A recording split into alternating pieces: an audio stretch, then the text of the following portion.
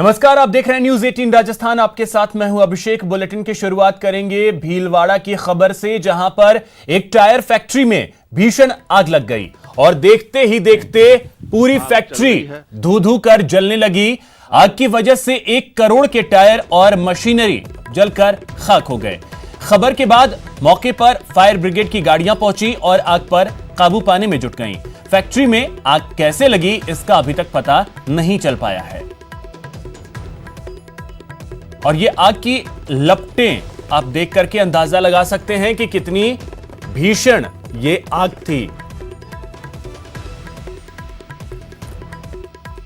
तो इसमें करोड़ों का नुकसान हुआ है। करोड़ों के टायर और मशीनरी जो हैं वो जलकर खाक हो गए। और आग इस वजह से भी फैलती चली गई क्योंकि टायर ज्वलनशील पदार्थ है और ऐसे में आग धीरे धीरे कर विकराल होती गई और पूरे फैक्ट्री को अपने जद में ले लिया। भीलवाड़ा से ये तस्वीरें सामने आई। अग्निशमन के जो दस्ते हैं वो आग बुझाने में जुट गए मौके पर पहुंचकर, और कड़ी मशक्कत के बाद आग पर काबू पाया गया। अब बात जोधपुर की, जहां पानी की मांग को लेकर कुछ लोग टंकी पर चढ़ गए।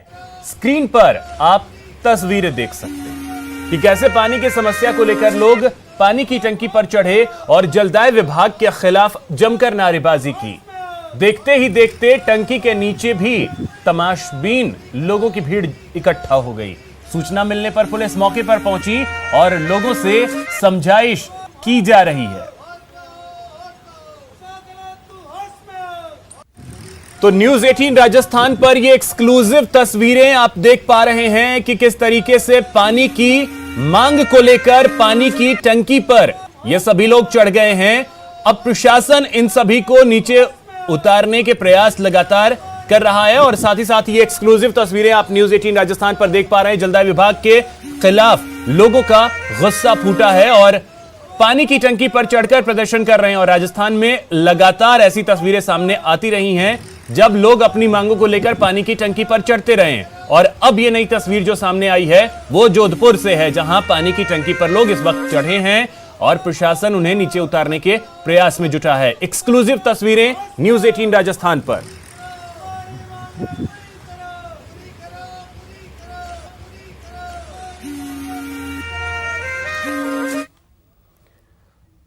एक बड़ी खबर आपको बता दें, लॉकडाउन को लेकर सीएम गहलोत की अहम बैठक।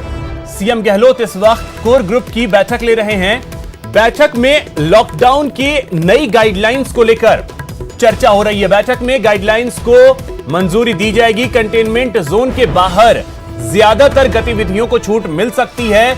आज शाम तक गाइडलाइंस जारी हो सकती हैं। तो यह बड़ी खबर आपको बताएं, मुख्यमंत्री अशोक गहलोत इस वक्त कोर ग्रुप के साथ बैठक कर रहे हैं क्योंकि लॉकडाउन 4.0 जो है वो कल खत्म हो रहा है, माफ कीजिएगा आज खत्म हो रहा है और कल से अनलॉक 1 की शुरुआत हो रही है। और केंद्र सरकार ने अपनी तरफ से जो गाइडलाइंस हैं उसको जारी कर दिए हैं। वैसे में प्रदेश सरकार अपने हिसाब से गाइडलाइंस जारी करेगी और इसको लेकर बैठक चल रही है। गोवर्धन हमारे सहयोगी अधिक जानकारी के साथ हमारे साथ जुड़ गए। गोवर्धन, क्या उम्मीदें की जाए और क्या क्या चीजों में छूट मिल सकती है जो कंटेनमेंट जोन नहीं है? अनलॉक 1 को लेकर जो केंद्र सरकार ने गाइडलाइन जारी की है उसी पर CM Ashok Gehlot core group के साथ उस जो स्टेट का ड्राफ्ट है उस पर चर्चा कर रहे हैं। और इस बात की पूरी उम्मीद है कि इस बैठक के बाद गृह विभाग इस पे एक्सरसाइज करके और देर शाम तक जो गाइडलाइन है वो जारी कर सकता है, क्योंकि आज लॉकडाउन 4 का आखिरी दिन है।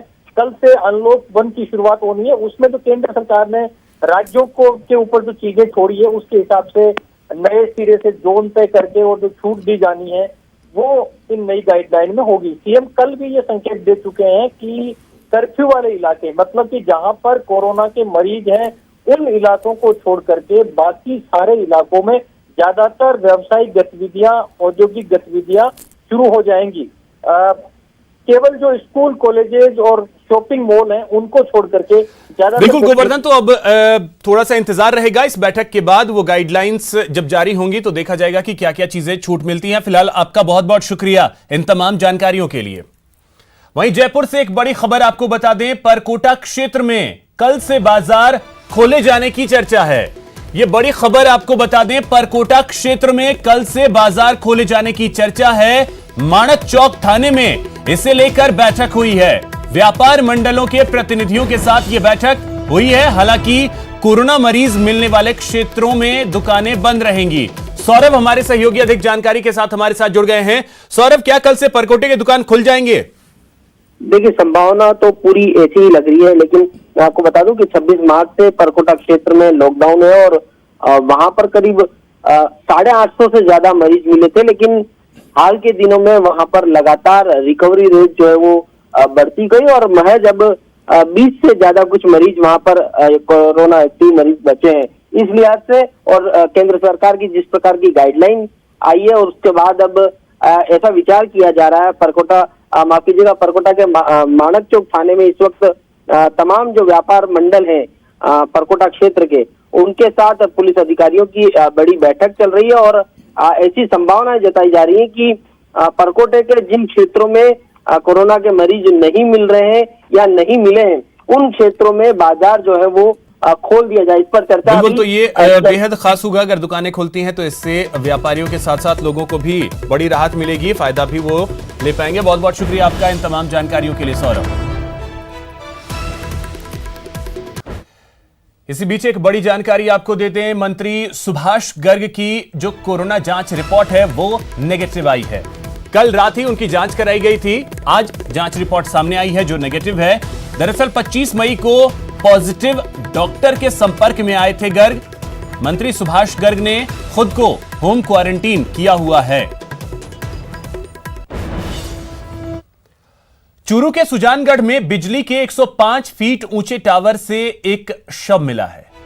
घटना घा गांव की है, जहां एक खेत में बने एक टावर पर शव पाया गया है। टावर पर शव मिलने की खबर के बाद डीएसपी सहित पूरा पुलिस अमला मौके पर पहुंचा। सबसे पहले टावर से बिजली बंद करवाई गई और विद्युत विभाग के 2 कर्मचारियों ने रस्सियों की सहायता से शव को नीचे उतारा। मृतक की जेब से एक आधार कार्ड की फोटोकॉपी बरामद हुई है, जिससे उसकी पहचान लोडसर के रहने वाले कालूराम के रूप में हुई है। परिजनों के मुताबिक कालूराम 1 साल से अपने ससुराल में रह रहा था और उसकी मानसिक स्थिति ठीक नहीं थी। भेड़ चराने वाले ओमदान जी चारण है, उनके द्वारा टावर पे जो 132 केवी का विद्युत का बड़ा टावर बना हुआ है, उस पे कोई युवक की लाश टंकी हुई देखी, तो ओमदान जी ने समाचार किया, मुझे बताया। मेरे द्वारा पुलिस प्रशासन एवं प्रशासन को कोटा के अस्पताल में तड़पते मरीज का वीडियो वायरल करने वाले शख्स ने एक और वीडियो वायरल किया है, जिसमें उसने अस्पताल प्रशासन पर अपनी गलती छुपाने के लिए उसे परेशान करने का आरोप लगाया है। दरअसल अस्पताल ने वीडियो वायरल करने वाले शख्स नरेंद्र के खिलाफ ब्लैकमेलिंग का आरोप लगाया था और 20,000 रुपए मांगने का आरोप लगाया था, जिसके बाद अब वो उस शख्स ने फिर वीडियो वायरल कर पूरे घटनाक्रम को विस्तार से बताया है। उसके मुताबिक वो मरीज तड़प रहा था, लेकिन किसी ने उसकी सुध नहीं ली। उसका दावा है कि उसने 2 बार अस्पताल कर्मचारियों को इसकी सूचना भी दी, लेकिन कोई नहीं आया। जब उसकी मौत हो गई, तब अस्पताल में तैनात स्टाफ वार्ड में आया। आपको बता दें कि 29 मई को कोटा न्यू मेडिकल कॉलेज अस्पताल का एक वीडियो वायरल हुआ था, जिसमें एक मरीज तड़प कर बेड से गिरता दिख रहा था और फिर उसकी मौत हो गई थी। ओम प्रकाश हमारे सहयोगी अधिक जानकारी के साथ हमारे साथ जुड़ गए हैं। ओम प्रकाश, इसके बारे में क्लियरिटी चाहेंगे कि अब यह मामला किस तरफ जाता हुआ दिख रहा है? जी, ये नया अस्पताल का जो मामला है, कुल मिला के दोनों तरफ से आरोप लग रहे हैं, लेकिन सच्चाई यही भी कही जा सकती है कि अस्पताल प्रशासन पूरी तरह से सवालों के घेरे में है। उनकी लापरवाही साफ तौर से नजर आ रही है। उन्होंने लापरवाही छुपाने के लिए शायद उस शख्स पे जिन्होंने वीडियो बनाया उस पे आरोप लगाए थे, ब्लैकमेल का आरोप लगाए थे। इसमें कितनी सच्चाई, ये तो पुलिस जांच का विषय है, लेकिन ये कहा जा सकता है कि संभाग के सबसे बड़े अस्पताल में जहाँ कोरोना संदिग्ध वार्ड है, वहाँ एक युवक की तड़प कर मौत हो गई। जब इस मामले में हमने जानना चाहा कहा तो उस युवक ने अपने विस्तार से बताया कि हमने स्टाफ को बुलाया था, एक बार नहीं 3 बार बुलाया था, लेकिन स्टाफ वहां। ओम प्रकाश, एक सेकंड आपको रोकना चाहेंगे। इस वक्त डॉक्टर चंद्रशेखर सुशील जी हमारे साथ जुड़ गए हैं, अस्पताल अधीक्षक हैं। चंद्रशेखर जी, बहुत स्वागत है आपका न्यूज 18 राजस्थान पर। चंद्रशेखर जी, ये जो आरोप और प्रत्यारोप का दौर चल रहा है अस्पताल और जिस शख्स ने वीडियो वायरल किया है उसके बारे में स्थिति स्पष्ट करेंगे, क्या ये स्थिति है? भाई जहां तक मुझे विदित है, जब मुझे पता चला इसका जी, क्योंकि जब मेरे को तो इसका पता भी नहीं था उसने वायरल के उसने वीडियो बनाया या नहीं बनाया। पर मुझे जब डेथ का पता चला तो मैंने तुरंत मेरे नर्सिंग अधीक्षक को बोला कि भाई मुझे ऐसा पता चला है कि ऐसे कोई डेथ हुई है और उसमें कोई देखने नहीं गया, डॉक्टर भी नहीं गया, कोई नर्सिंग स्टाफ नहीं था वहाँ वार्ड में। मेरे को तो यहाँ तक आ गया, तो मैंने डॉक्टर बुला लेता हूँ। तो उन्होंने फिर उसको कंपाउंडर को बुलाया। कंपाउंडर को बुलाने के बाद में मेरे पास आया। मैंने कहा भाई क्या बात थी? कि नहीं सर मैं वही था, मैं तेने पेशेंट को देखा। हाँ, मैंने 9:30 बजे मेरे को जब मैंने ऑर्डर लिया दूसरे से इवनिंग स्टाफ से 8 बजे, तो मुझे बता के गया था कि साहब इसको चक्कर आ रहे हैं, इसको घबराहट हो रही है, तो इसका ध्यान रखना और उसको बुला के दिखा देना। मैंने 9:30 बजे डॉक्टर को बुलाया और डॉक्टर साहब आए और उसको देखा, उसके नोट डाले, उसको उनका बीपी लिया और उसका जो कुछ करना था सब कुछ किया। ट्रीटमेंट चल रहा था, अच्छा ट्रीटमेंट चल रहा, उनका ट्रीटमेंट यही चलेगा और यही दवाएं इसको कंटिन्यू कर दो। हमने इंजेक्शन लगाया, सब कुछ किया। 9:30 बजे की बात है ये। सर, लापरवाही हुई है, इस बात को मानते हैं या नहीं? नहीं, मैं नहीं मानता, बिल्कुल नहीं तो मानता। ये मरीज जो तड़प के मरा है, गलती उसकी थी? नहीं, मेरी बात तो सुने, मरीज की गलती होती है क्या? कैसी बातें कर रहे हैं आप? तो लापरवाही तो किसी की रही है, किसी की लापरवाही की वजह से हुई ही वो मरीज तड़प के मरा है। मैं बोल रहा हूँ साहब, ये बता रहा हूँ मैं, आगे तो बात तो सुनो मेरी। उसके बाद में इन्होंने 12 बजे के आसपास फिर राउंड लिया। सारे के सारे लोग सो रहे थे 12 साढ़े 12 के बीच में, कोई नहीं कर रहा था उस समय। उसके बाद में आके अपने जहाँ इनकी ये नर्सिंग स्टेशन होता है वहां के बैठ गए। एक 4th क्लास सारे दोनों के दोनों थे। 2 बजे ये व्यक्ति जिसने वीडियो बनाया है ये भाग के गया, इसका कि यार वो आदमी गिर गया। ये बोल रहा है कि मैंने 2-3 बार बोला, कोई 2-3 बार नहीं गया, जैसा कि मेरे उन्होंने स्टेटमेंट दे रहे हैं, नहीं गया। अच्छा, वार्ड में 13 पेशेंट थे, ऐसा नहीं है। चंद्रशेखर जी, एक सीधा सा सवाल और उसका सीधा सा जवाब चाहेंगे। जो बिल्कुल वो सीधा शख्स सा तड़प के मरा, उसकी मौत का जिम्मेदार कौन है? इसकी मौत का जिम्मेदार मैं किसको ठहराऊं साहब? मुझे आप बता दें। आप अस्पताल के अधीक्षक हैं सर, हाँ, और आज पूरी दुनिया, पूरा हिंदुस्तान, पूरी दुनिया डॉक्टरों पे इतना विश्वास कर रही है। हर जो नर्सिंग कर्मी हैं, जो स्वास्थ्य कर्मी हैं, उनको सलाम कर रही है, लेकिन एक छोटी छोटी चीजों की वजह से एक धब्बा लग जाता है। मैं आपको एक चीज बता दूं, इस समय जो कोटा में जो कोरोना इस अस्पताल का चल रहा है, इस अस्पताल में कोरोना पूरा बना हुआ है, पूरा अस्पताल कोरोना का बना हुआ है। राजस्थान के ही नहीं बल्कि इसके सबसे अच्छे रिजल्ट है, सबसे बढ़िया यहाँ का काम चल रहा है। पर चंद्रशेखर जी, मैं खुद इस घटना से चंद्रशेखर जी बहुत ज्यादा परेशानी हूं मैं। चंद्रशेखर जी, इस वक्त विजय सरदाना जी जो कि प्राचार्य हैं कोटा मेडिकल कॉलेज के, वो भी हमारे साथ जुड़ गए हैं। विजय जी, आपका बहुत बहुत स्वागत है न्यूज 18 राजस्थान पर। नमस्कार। विजय जी, अब देखिए, आरोप प्रत्यारोप का दौर चल रहा है, इसमें क्लियरिटी जो आपसे समझना चाहेंगे कि क्लियरिटी क्या है? एक मरीज जिसकी मौत हुई है उसका जिम्मेदार कौन है? वो तड़प के इस तरीके से गिरता है, उसके मौत का जिम्मेदार कौन है? देखिए, ये जांच का विषय है, जांच चल रही है, पूरी अभी नहीं हुई है। जैसे जांच की पूरी रिपोर्ट आएगी मैं आपको इस बारे में बताने के लायक होऊंगा। किसी की भी जो मौत होती है वो दुख का विषय होती है। हाँ, अगर ये लापरवाही की वजह से हुई है तो उस बाबत कार्रवाई की जाएगी। और कोई भी डॉक्टर या कोई भी नर्सिंग स्टाफ मन से हमेशा यही चाहता है कि सब लोग अच्छे से इलाज करके और ठीक होकर के जाएं, लेकिन कभी ऐसी दुखद घटना बीच में होती है। अगर किसी की विजय जी, लापरवाही हुई है या नहीं? इस बात को मानते हैं आप? इस बात को स्वीकार करते हैं कि यहाँ लापरवाही तो हुई है? एक बार जांच पूरी हो जाए इसके बाद ही मैं इस बारे में कुछ कहता हूँ। पहले प्रीमेच्योरली कहना बड़ा उचित भी नहीं होगा। नहीं, इसमें जो तस्वीरें दिख रही हैं विजय जी, जो तस्वीरें दिख रही हैं उसको झुठला तो नहीं सकते हैं? जो तस्वीरें सामने दिख रही है उसको झुठला तो नहीं सकते हैं ना? नहीं, झुठला तो नहीं सकते, तभी तो जांच चल रही है। झुठलाई जाती तो जांच थोड़ी चलती। अच्छा, एक और चीज विजय जी, बात ये भी सामने आ रही है कि जिस शख्स ने इस वीडियो को बनाया था, जिस शख्स ने इस वीडियो को वायरल किया था, उसके खिलाफ ये कहा जा रहा है कि वो ब्लैकमेल कर रहा है, 20,000 रुपए की मांग कर रहा है। देखिए, ये कहा है, ये रिटर्न में भी स्टेटमेंट दिया है जो हॉस्पिटल के एम्प्लॉई हैं, इसलिए इस बारे में प्रीमेच्योरली कहना उचित नहीं होगा। चंद्रशेखर जी, क्या ये सच है कि वो 20 लाख रुपए की मांग कर रहा है? माफ कीजिएगा, 20,000 रुपए की मांग कर रहा है?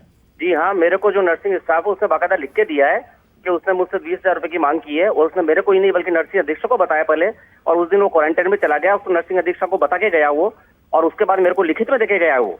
कहीं ऐसा तो नहीं है कि अपनी लापरवाही दूसरे पे थोपी जा रही है? अरे साहब, ये तो 29 तारीख की बात है, बाद में ये तो वायरल तो 28 तारीख को हुआ है सर। इसी चीज के लिए तो मैं आपसे पूछ रहा हूं कि कहीं अपनी लापरवाही कहीं दूसरे पर तो थोपने की कोशिश नहीं है? ऐसा साहब, अभी प्रिंसिपल साहब ने भी यही कहा है कि उसकी जांच चल रही है, और जांच काफी गहन चल रही है, ऐसा नहीं है। अगर वास्तव में दोषी है तो उसको सजा मिलेगी, पक्का मिलेगी, मैं आपको बता दूं। बिल्कुल मिलनी चाहिए। और विजय जी और चंद्रशेखर जी, आप दोनों को सलाम है, क्योंकि आप दोनों डॉक्टर हैं, लगे हुए हैं लोगों को बचाने के लिए, लेकिन छोटी छोटी चीजों की वजह से धब्बा लगता है जो सही नहीं है। फिलहाल बहुत बहुत शुक्रिया हमारे साथ जुड़ने के लिए और बातचीत करने के लिए। ओम प्रकाश, आपका भी बहुत बहुत शुक्रिया। आज प्रिंसिपल साहब और हम लोग पूरी टीम इतनी जबरदस्त लगी हुई, पूछो तो आप। जी बिल्कुल, इसीलिए मैं कह रहा हूं, मैं सलाम करता हूं आपको, पूरा देश आपको सलाम कर रहा है, पूरा देश आज डॉक्टरों को सलाम कर रहा है। चंद्रशेखर जी, मैं बता दूं, 2 महीने से हमने मेरे ख्याल से पूरी रात 4 घंटे की नींद निकाली होगी, इतना काम कर रहे हैं। चंद्रशेखर जी, मैं इसीलिए तो कह रहा हूं, पूरा देश डॉक्टरों के साथ खड़ा है, डॉक्टरों को सलाम कर रहा है, हम सलाम कर रहे हैं, खुद सलाम कर रहे हैं, पूरा देश सलाम कर रहा है। कोई मौत होती है तो बहुत दुख होता है, बहुत ज्यादा दुख होता है। मतलब आज वो घटना हम देखते हैं तो बड़ा ये लग रहा है, वास्तव में बहुत दर्दनाक घटना है, हमें लग रहा है वास्तव में बहुत दर्दनाक। बिल्कुल चंद्रशेखर जी, जो जांच, बिल्कुल सलाम है, न्यूज 18 आपको सलाम करता है, पूरा देश आपको सलाम करता है, लेकिन जांच जो है वो सही से हो और जो लापरवाह है उस पर कार्रवाई हो। बहुत बहुत शुक्रिया आप दोनों का हमारे साथ जुड़ने के लिए।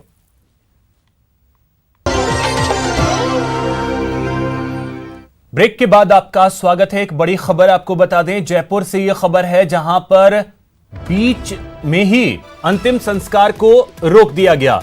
परिजन आनन फानन में शव का अंतिम संस्कार कर रहे थे, अंतिम संस्कार को रोककर शव को मोर्चरी में लाया गया है। मृतक के दोस्तों ने मौत पर संदेह जताया है। अब पुलिस मेडिकल बोर्ड से शव का पोस्टमार्टम करवा रही है। लाल कोठी के पास शमशान घाट का यह मामला है, लाल कोठी स्थित शमशान घाट का बताया जा रहा है यह मामला। और आपको बता दें कि परिजनों के द्वारा आनन फानन में शव का दाह संस्कार करने की खबर सामने, ये तस्वीरें आप देख सकते हैं जहां से पुलिस ने शव को मोर्चरी भिजवाया है और अब पोस्टमार्टम करवाया जा रहा है। इस शव का अंतिम संस्कार को रोककर शव को मोर्चरी लाया गया है। लाल कोठी के पास शमशान घाट का यह मामला है, तस्वीरें आप देख सकते हैं, पुलिस के जवान आपको वहां दिख रहे होंगे और शव को लाया गया है पोस्टमार्टम के लिए। उदयपुर में कोरोना ग्राफ में अब सुधार होने लगा है। यहां एमबी अस्पताल और जीबीएच अमेरिकन अस्पताल से 65 मरीज ठीक होकर घर लौटे। इस मौके पर हॉस्पिटल स्टाफ के साथ मैनेजमेंट से जुड़े लोगों ने कोरोना के खिलाफ जंग जीत चुके लोगों के सम्मान में तालियां बजाई। आपको बता दें कि उदयपुर में लगातार बढ़ते कोरोना मरीजों के बाद प्रशासन ने बेहतरीन सुविधाओं को देखते हुए जीबीएच जनरल अस्पताल में भी उन्हें भर्ती करवाया था, जहां लगातार इलाज के बाद तीनों रिपोर्ट नेगेटिव आने के बाद मरीजों को डिस्चार्ज कर दिया गया।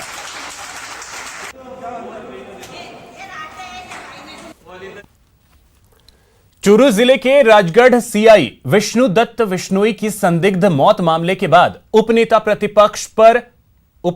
प्रतिपक्ष राजेंद्र राठौर पर सहित 200 लोगों के खिलाफ मुकदमा दर्ज किया गया, जिसके बाद आज राठौर ने सोशल मीडिया पर अपना वीडियो जारी कर सफाई दी। उन्होंने कहा कि सरकार का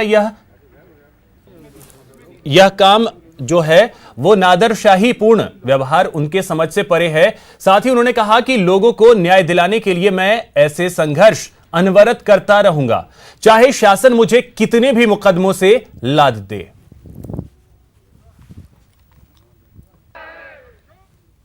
राजगढ़ चूरू के अंदर विष्णुदत्त बिश्नोई जी की संदिग्ध हालत के अंदर मृत्यु हुई और एक जनता के थानेदार की कर्तव्यनिष्ठ और कर्तव्य की बलवेदी पर जब एक एसएचओ की मृत्यु के समाचार मिले, मैंने और मेरे साथियों ने मांग की, शासन से मांग की, न्याय की मांग की, न्यायिक जांच के साथ साथ सीबीआई की जांच की मांग की। और उसके साथ जब हमने अपनी इस मांगों के लिए, न्याय संगत बातों के लिए प्रदर्शन किया, सोशल डिस्टेंसिंग से प्रदर्शन किया और उसके बाद मुकदमा होना, मैं समझता हूं ये मुकदमा मेरे लिए एक तरह से अपनत्व का है। मुझे इन मुकदमों से कोई घबराहट नहीं। जयपुर जिले में लगातार टिड्डियों का प्रकोप बना हुआ है और इस खतरे पर नियंत्रण के प्रयास भी लगातार जारी हैं। बीती रात जिले के विराटनगर और आमेर तहसील के गांवों में ड्रोन के जरिए कीटनाशक दवाओं का छिड़काव किया गया। आपको बता दें कि कृषि विभाग और टिड्डी चेतावनी संगठन ने संयुक्त रूप से अभियान चलाकर करीब 150 हेक्टेयर में टिड्डी नियंत्रण किया।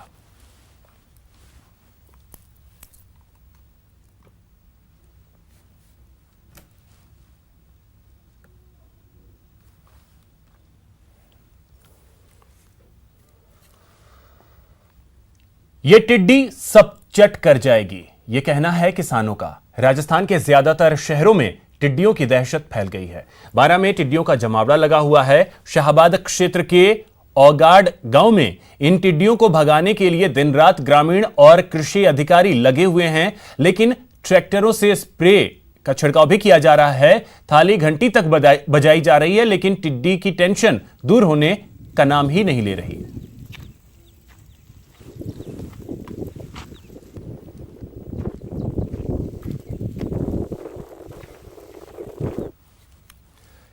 Indian council for cultural relations के प्रेसिडेंट विनय सहस्त्रबुद्धे ने फिल्म और टीवी कलाकारों की आर्थिक बदहाली पर चिंता जताई और केंद्रीय मंत्री प्रकाश जावड़ेकर से अपील की है कि वो कलाकारों की हालत पर ध्यान दें और कलाकारों को निर्माताओं से पैसे दिलवाने में मदद करें।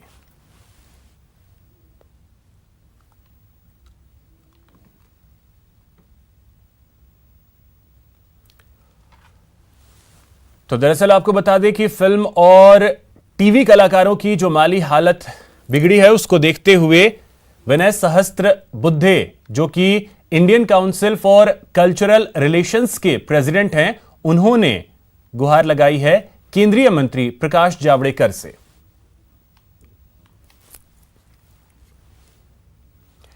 बात अगर मौसम की करें तो प्रदेश में राहत का दौर अब जारी है। आज 26 जिलों में मौसम बदलने की संभावना है। जयपुर समेत कई इलाकों में बारिश हो सकती है। कई हिस्सों के तापमान में भारी गिरावट दर्ज भी की गई है।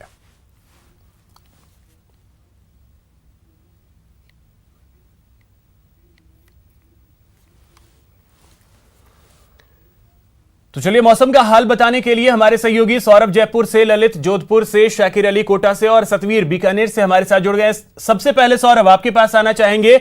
जयपुर में आज का क्या मौसम है, क्या हाल है वहां का?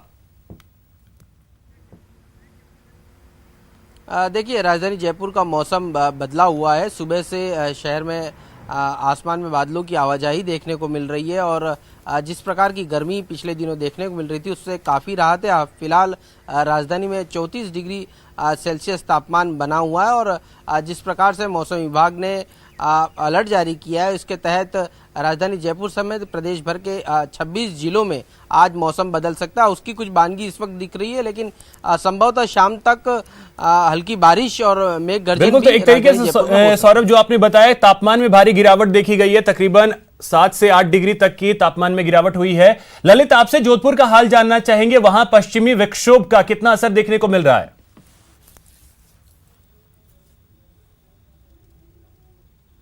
बिल्कुल अभिषेक, पिछले 2 दिनों से बहुत रात भरी मौसम यहाँ पर हो रखा है। लगातार 2 दिन से आंधी के साथ बरसात होती है और कल रात करीब 2 घंटे जम के बारिश हुई है। तो ऐसे में मौसम के जो तापमान है उसमें लगातार गिरावट हुई है।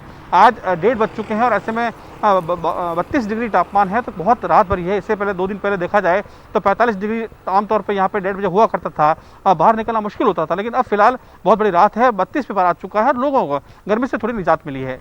बिल्कुल, 13 से 14 डिग्री तक के तापमान में गिरावट दर्ज की गई है। शाकिर, कोटा में क्या स्थिति है, क्योंकि वहां हमने देखा था कि 45-46 तक तापमान पहुंच गया था।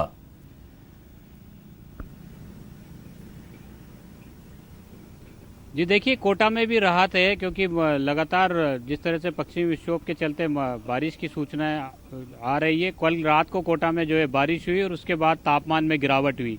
आज करीब 37 डिग्री तापमान अभी है, क्योंकि और लोग जो है आसानी से घरों से बाहर निकल रहे हैं। हवा में जो लू होती थी वो लू के थपेड़े अब नहीं लोगों को झेलने पड़ रहे हैं।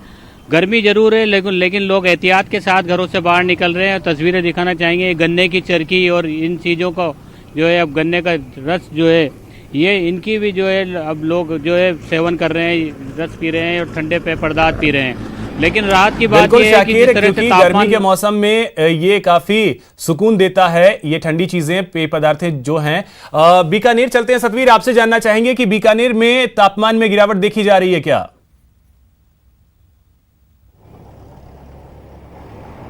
जी बिल्कुल, बीकानेर में तापमान में गिरावट आई है। अभी तक अगर बात कर लें तो 6 टेम्परेचर डिग्री है वो यहाँ पर तापमान गिरा है। आज अगर मौजूदा समय की अभी बात कर लें तो 41 डिग्री जहाँ टेम्परेचर हुआ करता था, अभी 34 डिग्री जो तापमान है वो यहाँ पर नोटिस किया गया है। तो ऐसे में मान सकता है क्योंकि लगातार जिस तरीके से बारिश हुई है और ग्रामीण इलाकों में कुछ ज्यादा तेज बारिश का जो असर है वो देखने को मिला है, जिसके बाद में बीकानेर के तापमान में लगातार गिरावट आई है। और तापमान में गिरावट आने के साथ ही अब लोगों को जो भीषण गर्मी है उससे यहाँ पर तापमान में गिरावट आई है तो लोगों को भी राहत मिली है। बहुत बहुत शुक्रिया सौरभ, ललित, शाकिर और सतवीर, आप सभी का इन तमाम जानकारियों के लिए। फिलहाल इतना ही, नमस्कार।